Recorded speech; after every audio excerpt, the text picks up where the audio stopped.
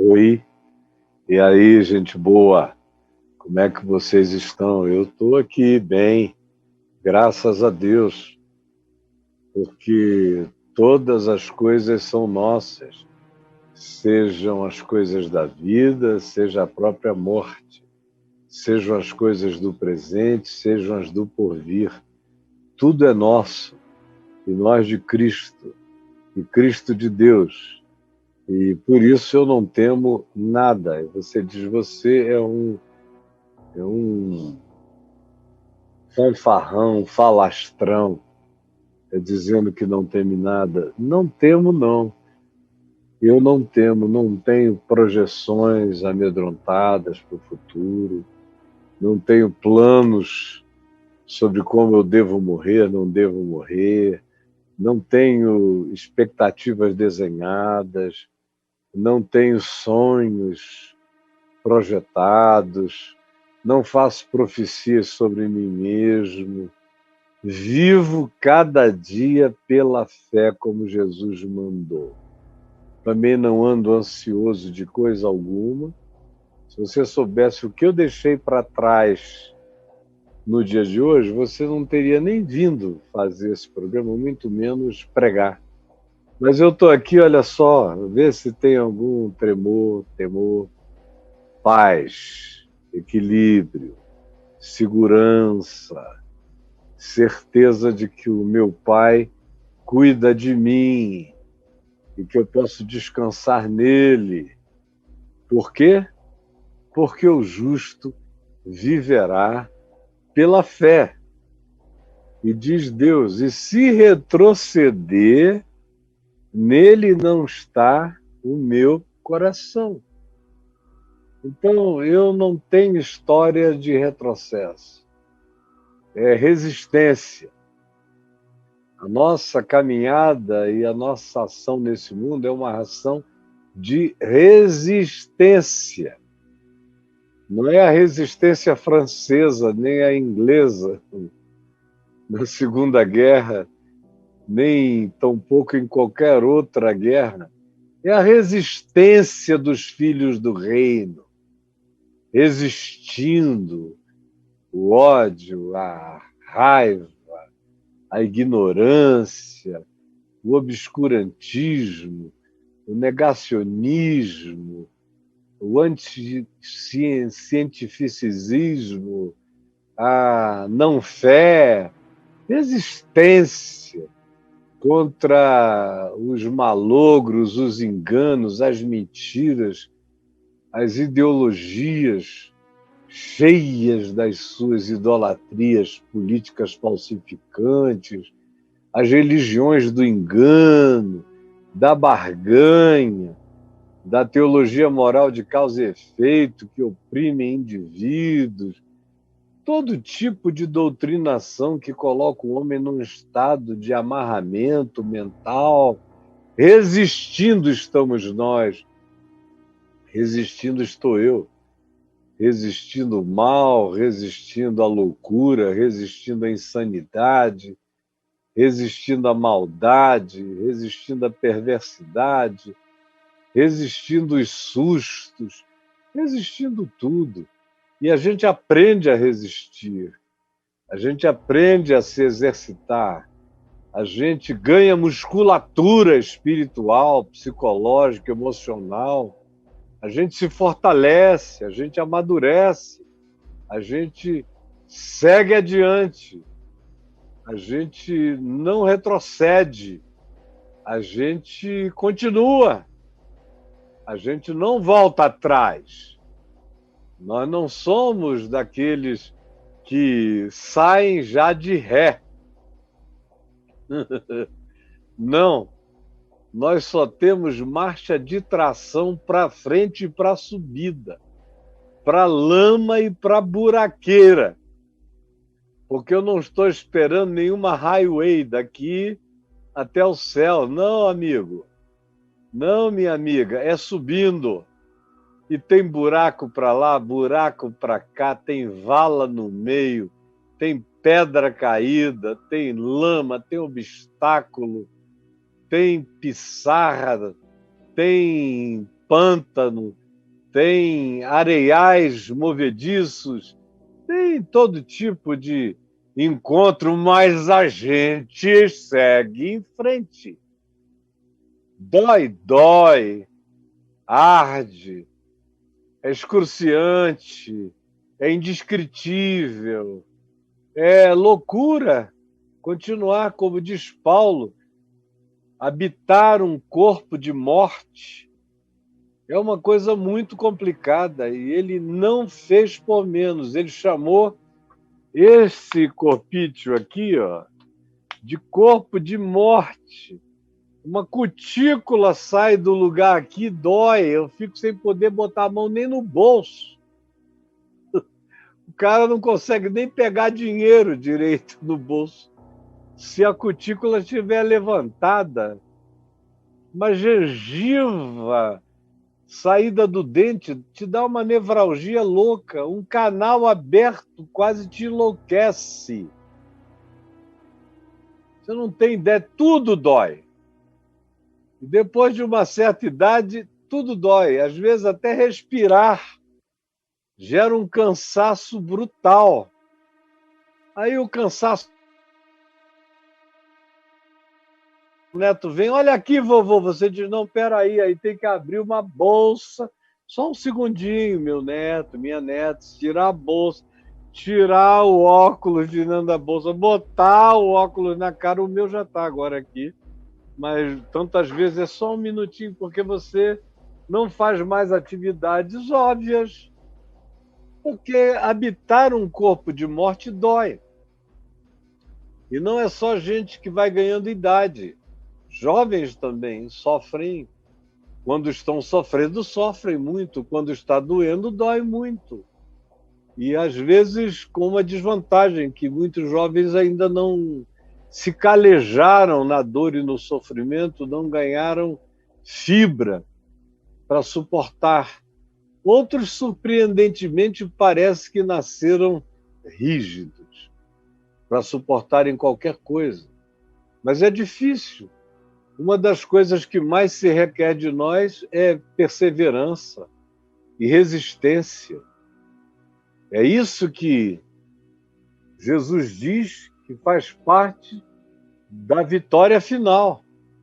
Ele disse, é na vossa perseverança, é na vossa resistência que ganhareis as vossas almas. Como o Tiago, irmão de Jesus, diz, e, amados, tende por motivo de toda alegria o passardes por várias provações, porque a provação da vossa fé produz rigidez, produz resistência, de modo que quando eu vejo as dificuldades virem, eu digo, bom, o tempo de concentração e descanso passou. Agora é hora de entrar na preparação e eu não estou correndo corrida de 100 metros, entendeu? Eu estou aqui correndo maratonas. E eu vou de maratona em maratona, de maratona em maratona. E nos intervalos eu estou treinando, ajudando o próximo, treinando na empatia que sente a dor do outro, treinando na solidariedade que levanta, que socorre, que carrega pesos, contribuindo com o fortalecimento do meu irmão, da minha irmã, nos dias da sua fraqueza. É assim que a gente treina. E tanto mais quanto a gente treine, mais forte a gente fica, mais experiente também a gente se torna. Mas você já viu aquela história muitas vezes. Então a gente treina na história dos outros para poder estar preparado para viver os pesos, as angústias e as dores da nossa própria história. Mas eu treino ajudando o meu próximo. É um treino que, pela misericórdia de Deus, eu venho fazendo desde a minha juventude. treinando, treinando. Aí, de vez em quando, não estou treinando, estou eu carregando o meu piano de cauda sozinho, subindo a montanha, mas quando eu vejo, eu plantei lá em cima. E estou tocando lá de cima, no meio da pedreira, fazendo os sons do meu louvor no alto da montanha. Outras vezes você olha e depois de já ter subido e alcançado outros níveis, dá a impressão de que você tem que voltar para o vale, começar tudo outra vez, preparar os toros, as madeiras, onde você vai escorregando, que você vai subindo, enquanto você vai amarrando as suas roldanas lá no alto para ir puxando. Parece que é um trabalho de Sísifo. É aquela mitologia, aquela construção mítica grega do indivíduo que todos os dias ele pega uma pedra enorme e ele a rola ladeira abaixo, subindo até o topo da montanha e a deixa. Quando ele desce, dorme, quando acorda, a pedra tinha rolado de novo e ele não pode deixá-la lá, a tarefa dele é empurrar de volta. Só que a gente tem que aprender a fazer isso com amor, porque nessa existência tudo é pedra de Sísifo. Você faz uma coisa, quando pensa que acabou, tem uma outra começando, é mais ou menos a mesma coisa e não para nunca. E você tem que ter alegria na repetição, tem que ter perseverança. Olha o Sísifo empurrando a pedra dele lá para o alto da montanha. Vai deixá-la lá e no dia seguinte, quando acordar, ela está de volta. Aí ele pega de novo, é o que a gente faz aqui todo dia. É uma vida de Sísifo, só tem uma diferença. Sem lamúria, sem murmuração, sem reclamação, sem desistência. Ao contrário, com resistência. Resistência. Você bota o ombro na porta da vida e não deixa o diabo entrar e vai levando, vai empurrando o bicho. Todo dia, quem empurra sou eu, vou empurrando e não vou desistindo nunca da minha vida, da minha existência, do meu vocabulário. No máximo eu faço uma volta aqui, sigo. Se não dá para eu fazer um túnel, eu faço volta, ando um pouco mais, mas você vai me achar do lado de lá. Porque com a graça de Deus eu não vou desistir. E você sabe o que dá mais força para a gente numa hora dessa? É aquela oração perseverante, que não volta atrás nunca. No meu caso, por exemplo, além da oração, tem a peroração, que é essa pregação, essa peroração. Enquanto eu faço as minhas perorações e você ouve as minhas pregações, as minhas falas, as minhas orações de fé, que são compartilhadas como perorações públicas, enquanto eu faço isso, eu vou me fortalecendo. Tem gente que me pergunta de onde é que você arranca tanta força, perseverança, continuidade, ânimo e esperança. Eu digo da oração e da peroração. Enquanto eu prego para você, eu vou ficando forte. Quanto mais eu prego, mais forte eu fico. Quanto mais eu me comprometo com a fé que eu anuncio, mais raízes profundas na graça de Deus ela põe. E mais ela dá fruto de esperança. Dá fruto de esperança. Os frutos que brotam dessa raiz da resistência, da perseverança, da continuidade, da peroração e da oração, são os frutos da esperança, que são doces e que têm um poder de energizar você para a continuidade das tarefas. E você vai até carregando as próprias árvores que você plantou e as vai replantando no novo caminho que você vai abrindo, que você vai rasgando. É como aquele que, pela fé, rasga mortalhas, bota a cabeça para dentro da morte e gargalha. E diz: onde está, ó morte, a tua vitória? Onde está, ó morte, o teu aguilhão? Onde?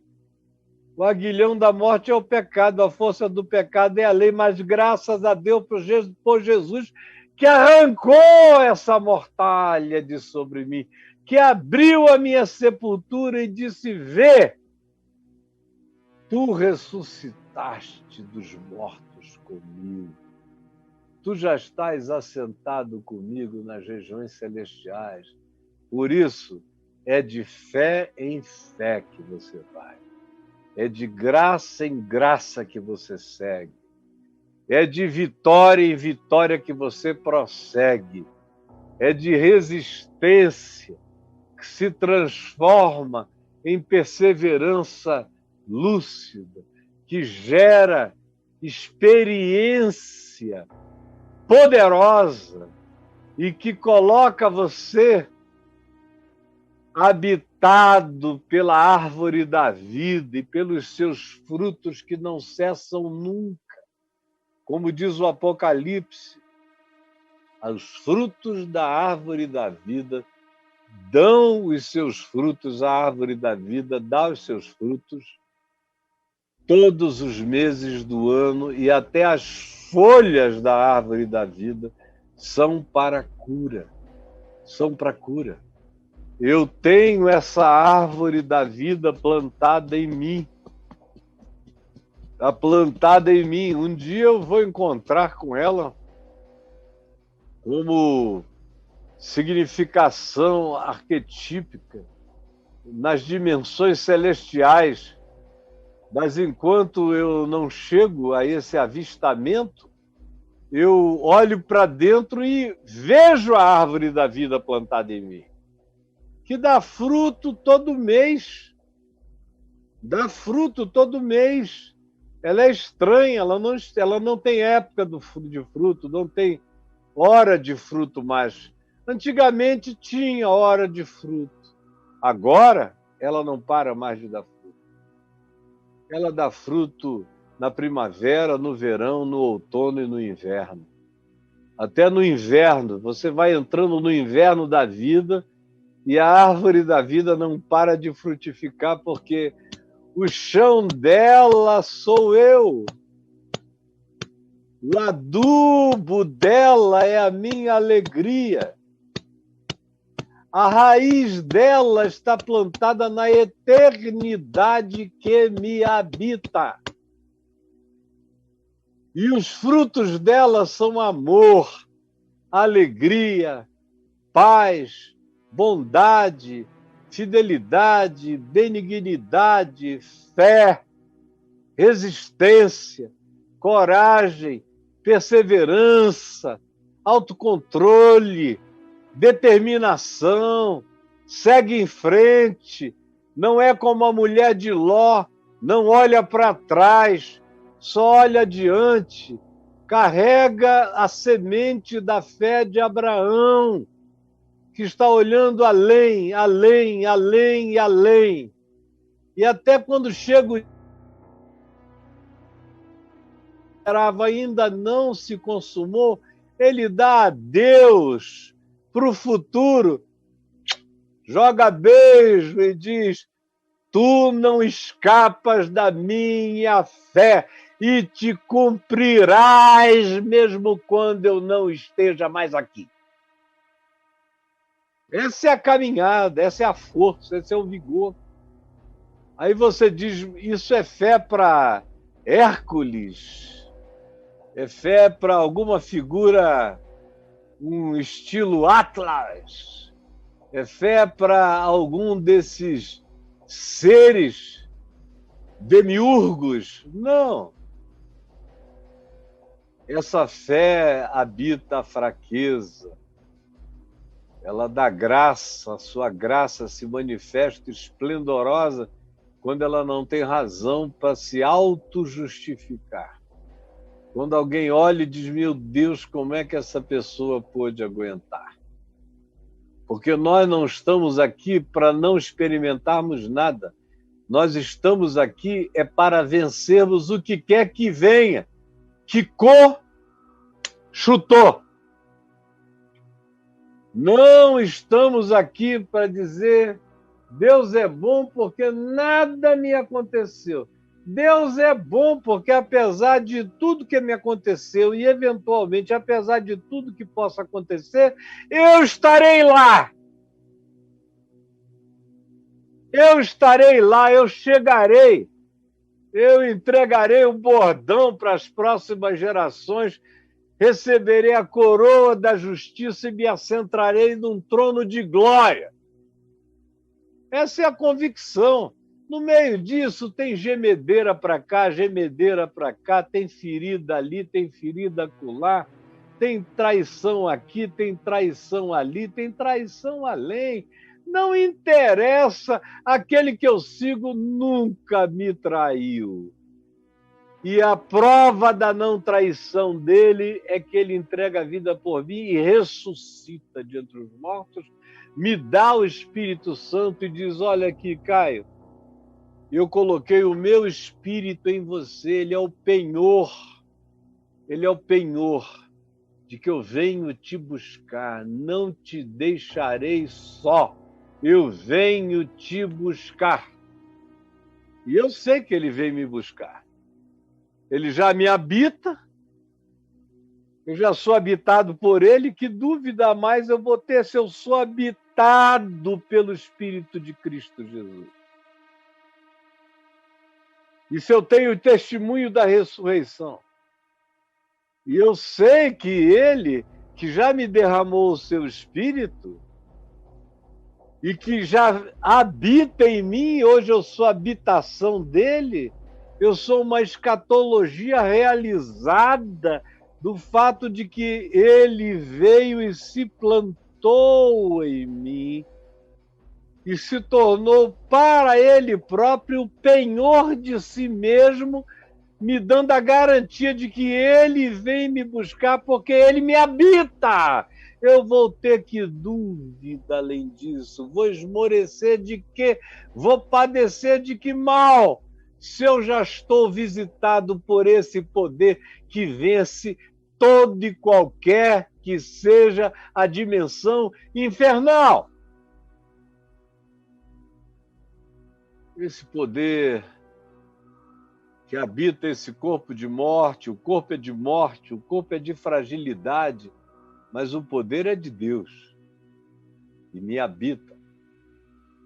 E eu disse que uma das coisas que mais nos energizam, no meu caso, é a peroração, é a pregação. À medida em que eu prego, eu me fortaleço, eu fico forte, eu cresço em resistência, eu cresço em resiliência, eu cresço em tenacidade, eu cresço em perseverança, eu cresço em esperança, eu cresço em desassombro, apesar de habitar um corpo que morre, um corpo mortal, um corpo fraco, um corpo envelhecível, um corpo que pode carregar qualquer subteza orgânica a qualquer momento, em qualquer lugar, mas ninguém pode garantir que eu não vou partir de alguma coisa que me traga muita dor física. Eu estou preparado, em nome de Jesus, para qualquer alternativa. E nada vai surpreender, porque, meu Deus, eu faço parte da humanidade, a minha experiência na humanidade é de assistir gente partindo subitamente, um ataque cardíaco, ou rapidamente, ou não tão rapidamente, ou longa e doloridamente. Meu Deus, pode ser de qualquer forma, ou acidentalmente, não me interessa, eu sei que se eu viver é Cristo e se eu morrer é lucro, é tudo que importa, é tudo que interessa. Agora, enquanto isso, o poder de Deus se aperfeiçoa na fraqueza desse serzinho que está aqui. Que está aqui. Que vai perdendo força a cada dia. Tem coisas que, por exemplo, quando eu mudei para essa casa, tinha um monte de pedras que estão aqui nesse jardim que eu carreguei sozinho de um lado para o outro, botei no lugar. Tem umas colunas aqui no nosso jardim, onde tem uma videira plantada em cima, numa pérgola. Isso já tem uns 12, 13 anos. 13 anos. A videira. E tem 4 colunas.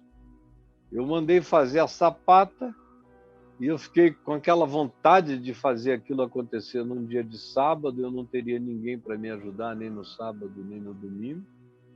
E eu levantei as colunas, grandes, altas, pesadas, botei no lugar, tinha um senhorzinho me ajudando, idoso, de quase 80 anos. Eu só pedia para ele segurar a linha, para a gente ver se a gente tinha posto no prumo certo e fazendo a amarração com as outras colunas, medindo, tirando, subindo, vendo os níveis, ajeitando, fazendo a cimentada final, depois largando ali com as amarrações de madeira por 3, 4 dias, até que estava tudo duro e forte, concreto suficiente para segurá-las ali como elas estão até hoje. Poderiam ficar anos e anos e anos mais. Agora, hoje, eu não consigo carregar mais nenhuma pedra das que eu carreguei, eu não consigo mais tirar as colunas que eu ergui, botei, aprumei e arrumei, não dá. Quando eu mudei para cá, eu ainda fiz muito trabalho manual, ainda abri muito buraco, ainda plantei muito, ainda fiz um monte de coisas que hoje eu já não posso mais. Já tenho até recomendação médica para nem tentar, porque o corpo é de morte, porque eu estou morrendo. No entanto, o meu espírito, eis que está vivendo. Quando eu estava com aquela força física ainda para fazer essas coisas, o meu espírito estava muito menos exercitado e com muito menos musculatura espiritual do que ele está hoje. E tanto mais quanto eu viva, por mais fraco que o meu corpo fique, mais forte eu me tornarei. Mais alegre, mais animado, mais esperançoso, mais empoderado em Deus e mais resiliente na oração. E agora eu quero ler um texto para você que está aqui no Evangelho de Lucas, no capítulo 18, do verso 1 ao verso 8, eu não diria nem para dar base bíblica, porque tudo que eu estou falando aqui, se alguém não viu a base bíblica, cara, peça a conta e vai embora. Eu vou ler isso aqui apenas como ilustração das bases bíblicas todas do que eu já falei sobre o Evangelho, sobre o que Jesus ensinou. Isso aqui é só a cereja do bolinho. Presta atenção, por favor. É a parábola do juiz Inico. Disse-lhe Jesus uma parábola sobre o dever de orar sempre e nunca esmorecer, e nunca esmorecer, e nunca esmorecer. E nunca esmorecer. Repita comigo. Orar sempre e nunca esmorecer. Repita de novo. Se você repetiu, bote corações ao alto aqui para eu ver. Orar sempre e nunca esmorecer. Orar sempre e nunca esmorecer. Porque está cheio de gente esmorecida aqui. gente sem vontade de viver, gente com medo de morrer, gente com medo do futuro, gente angustiada, gente que está desanimada porque foi traída, gente que quer desistir porque achou que tudo ia ser automático, porque ensinaram para você uma automaticidade que não existe no reino de Deus. O reino de Deus é trabalho para agricultor, para gente paciente, é plantinho, que não cresce assim da noite para o dia. O que cresce da noite para o dia é erva. No reino de Deus, plantas que valem a pena, você planta sementinho, como de um grão de mostarda. E espera, e espera, e espera, e espera, até que ela cresça.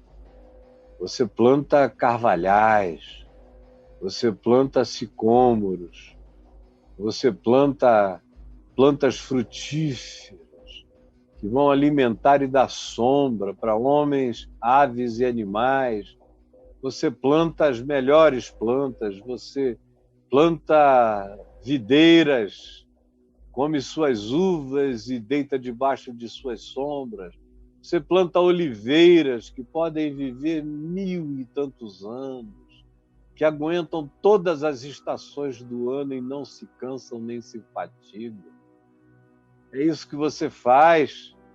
No reino de Deus, as coisas não são mágicas, elas crescem no crescimento da paciência, da perseverança, da continuidade, da insistência, da atitude positiva, do bom ânimo, como mandou Jesus. Tem de bom ânimo. No mundo tereis aflições, isso leva tempo, isso acontece, mas tem de bom ânimo, que é o antídoto para o desespero das angústias. E olhem para mim, que atravessei tudo e venci o mundo e abri os céus para a ressurreição de todo aquele que creia em vida eterna. Olhem para mim. Então, é uma parábola para sempre nunca esmurecer, corações ao alto, orar sempre nunca esmurecer. Havia em certa cidade um juiz que não temia Deus nem respeitava homem algum. Aquele cara só fazia o que ele queria, na hora que ele queria, não estava aí para ninguém. Era um sujeito que não era amigo de ninguém, que não bebia com ninguém, que não devia nada a ninguém, e, além de tudo, era um arrogante, soberbo, perverso, intolerante, sem empatia, sem solidariedade. Era um cara ideal para ser um carrasco, um torturador, não um juiz.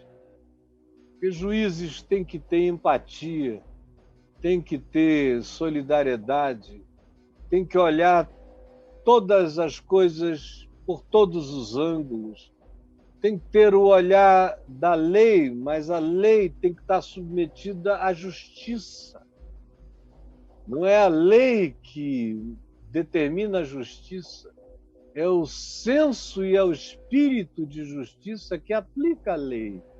Para isso tem que haver o olhar que contemple os significados da justiça vista por cada ângulo.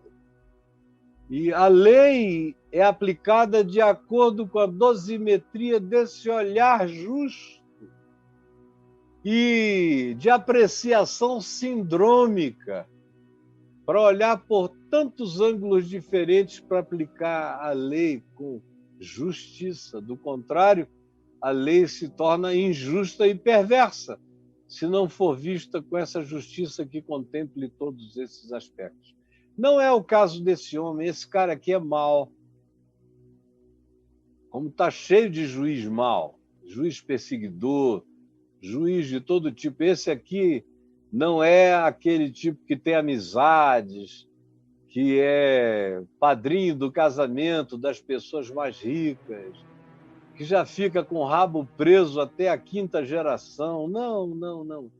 Esse não é nem aquele juiz imparcial. Esse é o juiz perverso. É o juiz da veneta. E é esse cara que habita essa cidade, que é o juiz desse lugar, dessa comarca.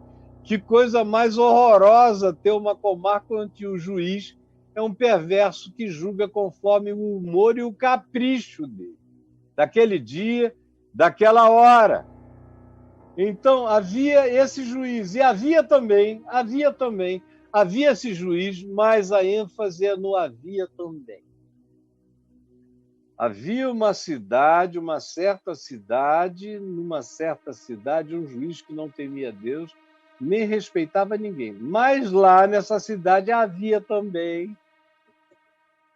E o Evangelho é maravilhoso, porque do ponto de vista da narrativa humana, o poder está na mão do juiz. Do ponto de vista do Evangelho, o juiz é um coadjuvante perverso, só isso. E a ênfase desse também é de engrandecimento do segundo personagem da narrativa da parábola. Havia um juiz mau, mas havia também naquela mesma cidade, no mesmo lugar, uma viúva. Não tinha marido, não tinha ninguém, não tinha filhos, não tinha voz, não tinha lugar de fala, não tinha ninguém em favor dela, não tinha ninguém cedendo o Instagram para ela queixar coisa alguma, não tinha.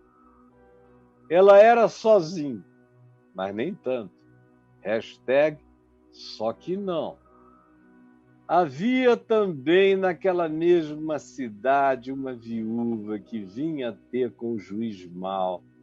Todo dia esperava na porta do tribunal.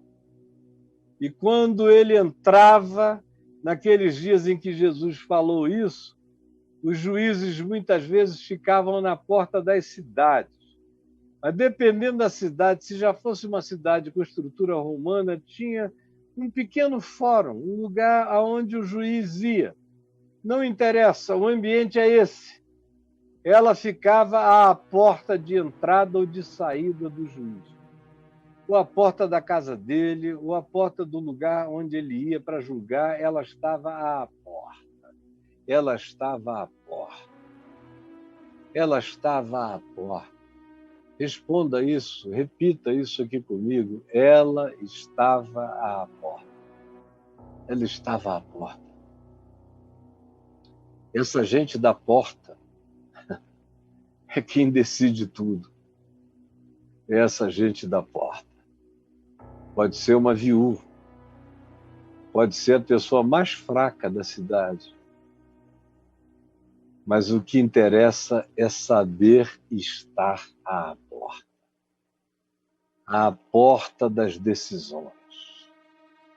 O lugar dessa mulher é um lugar de extraordinário positioning, porque ela está à porta do julgamento, à porta do juiz.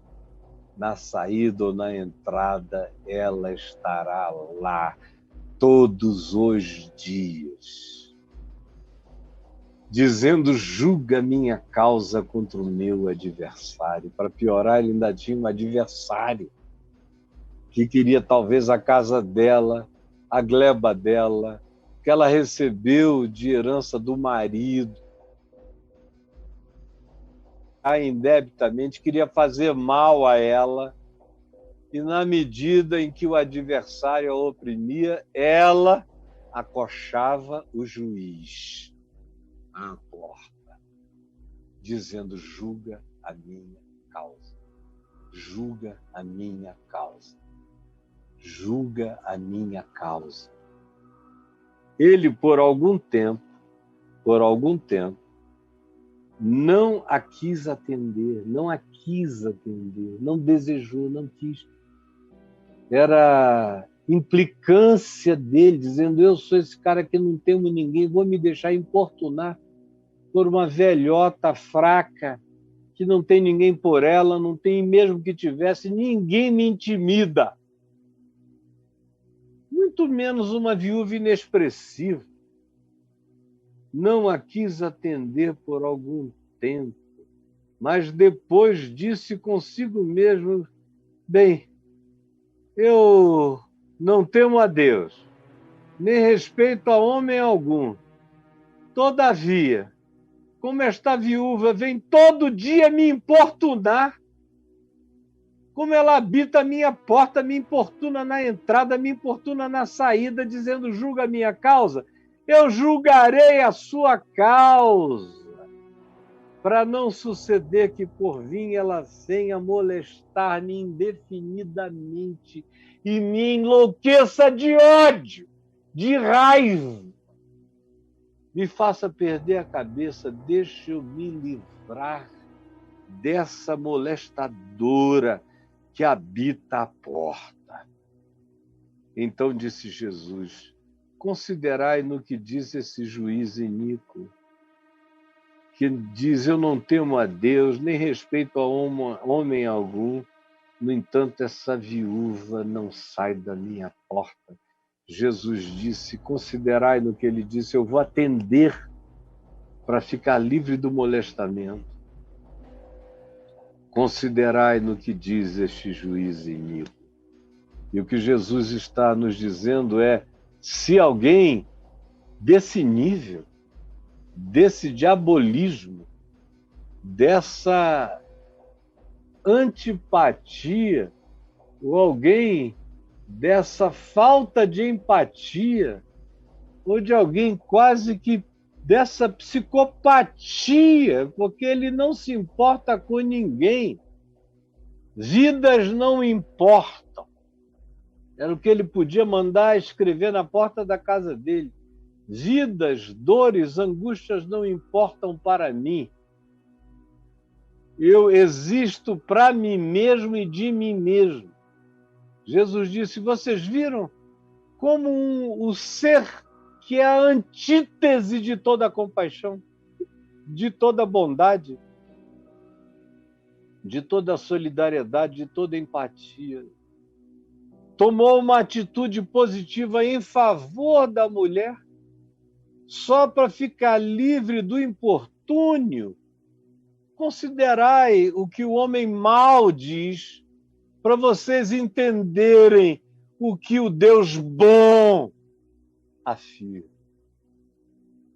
Tomem o extremo da maldade para vocês entenderem o mínimo da solidariedade, da compaixão e da misericórdia de Deus. Partam do exemplo mais horroroso e vejam que mesmo o mais ímpio se verga para se ver livre da resistência, da perseverança que se planta à porta.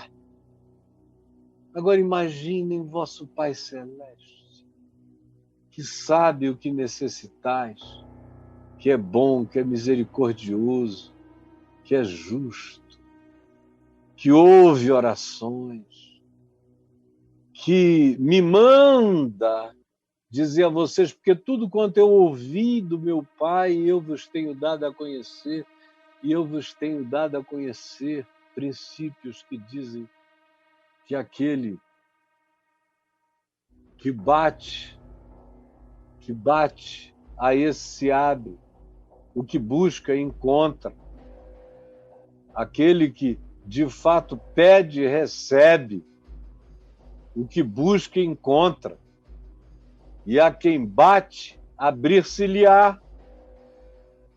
Eu ouvi de meu Pai, vos tenho dado a conhecer que ele é assim. Fui eu que ensinei a vocês a orarem, dizendo: Pai nosso que estás nos céus, santificado seja o teu nome. Venha a nós o teu reino, seja feita a tua vontade, assim na terra como nos céus. O pão nosso de cada dia nos dá hoje.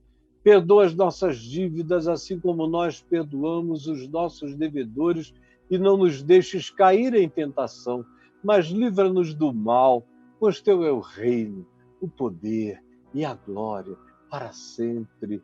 Ouve a minha oração. ouve a minha oração. O juiz iníquo não suportou a oração da mulher que estava à porta. Eu sou a porta. Vocês estão em mim. Se o juiz não aguentou a oração da mulher, da fraqueza impertinente, que se punha à porta todo dia, como é que vocês acham que o meu Pai Celeste não ouvirá a voz desses que habitam a porta da vida, a porta da esperança, a porta da liberdade, a porta da graça pela qual a gente entra e sai e acha pastagem? Então disse Jesus: então ele disse: considerai no que diz esse juiz iníquo. E aí ele conclui, imaginando que todos nós já fizemos essa consideração que eu levei você a fazer.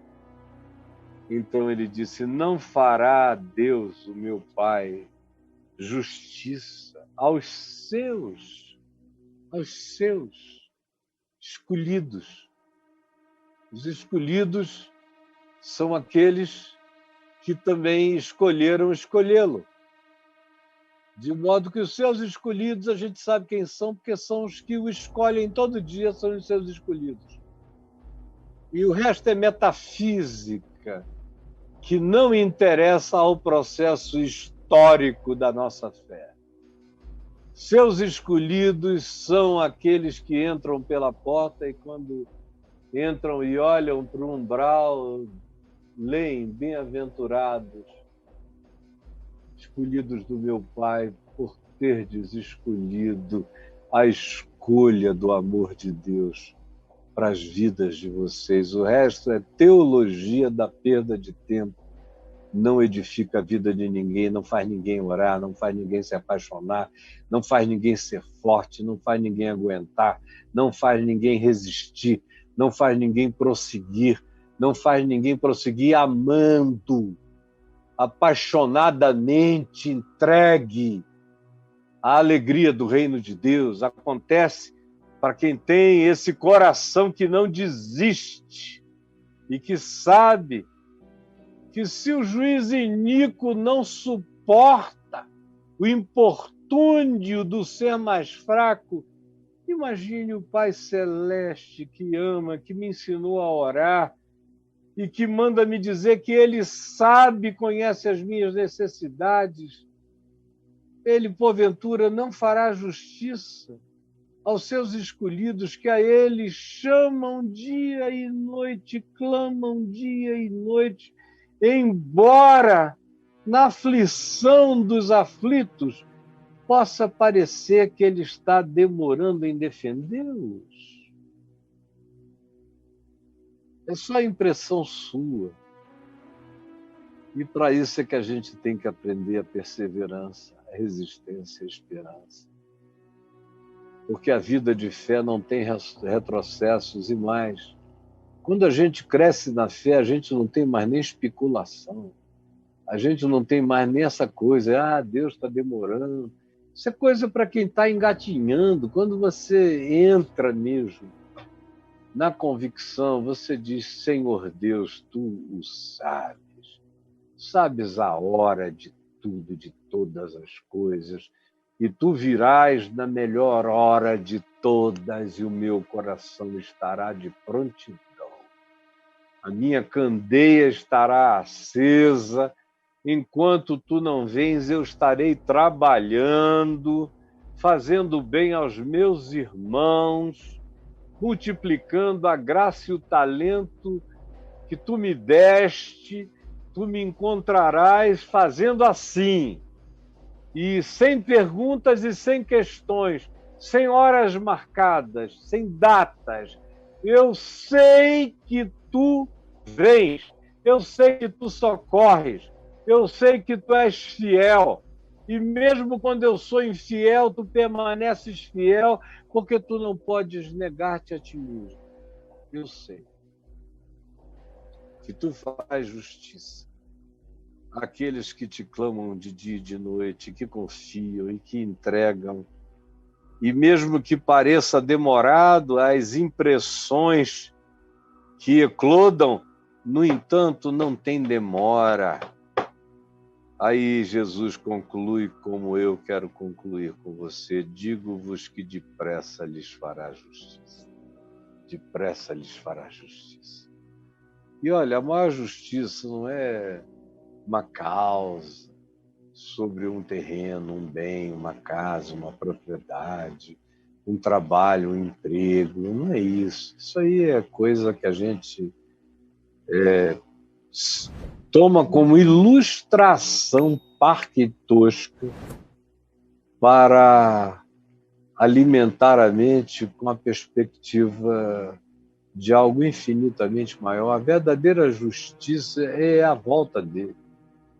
É na volta dele que toda a justiça se fará, seja ele voltando para mim, seja eu voltando para ele, aonde todas as justiças se transformarão em coisa pequena, porque o que olhos nunca viram, ouvidos nunca ouviram, nunca subiu ao coração de homem algum, é o que Deus reserva para os que o amam, e ele já nos revelou pelo Espírito. Meu Deus, eu já lambi, eu lambo a promessa, chupo glória todo dia, porque eu sei o que me aguarda, eu sei que eu vou ficar satisfeito de justiça. Enquanto isso, eu busco justiças relativas nesse mundo relativo, mas depressa ele nos fará justiça. Ele ouvirá nossas orações. Jesus diz, contudo, quando vier o Filho do Homem, porventura, ele achará fé na terra? Porque o grande problema, à medida em que a gente se aproxima, onde a gente está cercado de apostasia, de descrença, de ateísmo cristão, de ateísmo sacerdotal, de ateísmo pastoral, de ateísmo de teólogos, de ateísmo de acadêmicos da Bíblia. Quero até uma boa escola de samba, acadêmicos da Bíblia, daria uma escola interessante. E acadêmicos da Bíblia. Esses são os grandes ateus, são os caras que não creem em nada. E eu encontro pessoas já, meu Deus, há pelo menos 40 anos. É uma frase que eu ouço aqui e ali, especialmente nos ambientes teológicos. E quanto mais elevado for o nível da faculdade teológica ou da academia teológica, mais eu encontro pessoas há décadas me dizendo, eu estou aqui nessa aposta da fé, correndo o risco da fé. Aí eu digo, meu Deus, a fé para esse cara ainda é uma aposta. Ele está na loteria teológica de Deus, numa aposta. E ele vai virar pastor e vai pastorear pessoas, sendo que ele só tem uma aposta. Ele não tem a certeza, ele só tem uma aposta. E ele só está correndo o risco da fé, ele não está vivendo a alegria certa da fé. Porventura, se fosse hoje que o Filho do Homem voltasse, o quanto de fé ele ainda encontraria na terra? Essa fé que persevera contra tudo, contra todos, que atravessa a dor, a angústia, a enfermidade, sem perguntas, que leva sustos para cá, sustos para lá, que lida com o pior da natureza humana e não se deixa enfeiar, que lida com as antipatias gratuitas e não se deixa sequestrar por nenhuma emoção vinculada a isso, que sofre humilhações, mas não fica ressentido, ressentida, que é roubado, mas não se torna paranoico nem doentiamente desconfiado, que é objeto de perversidade. Você vê que é perversidade, mas não fica perverso com os perversos.